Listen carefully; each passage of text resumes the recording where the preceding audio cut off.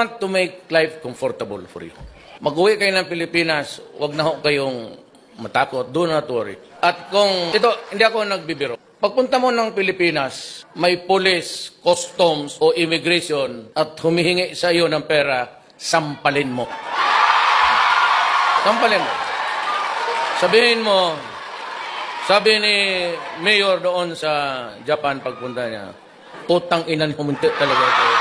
Sampalin mo. Tapos, you create a scene. Magsigaw ka, magbastusin mo. Tapos malalaman, marami namang media niya. O di makukuha nila. Tapos radyo, may dito nagkagulo. Kasi bakit? Hinian ka ng pera. O kinuha yung mga bagay-bagay mo. Mas mabagahe mo, naman tunilada. Siguro mga 10 bag siguro, okay na yan. Pero kung yung sa bag mo, kunin yung mga bagay, huwag kang pumayag. Pag kinuha yung kunin mo ulit, sabihin mo, hindi yan para sa iyo.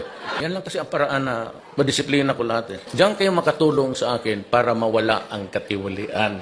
Kayo na mismo, parang pagpasok mo sa airport, parang ano ka na, parang mayor ka na rin.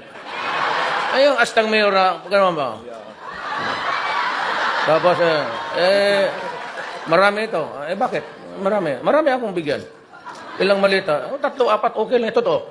Ano bang, what's really the value of this thing? Alam ko, pag may nakita isang bala, sabi mo, kainin mo. Ano, kainin mo. Pag may bala, galing sa'yo yan, kainin mo yung putang ina yan.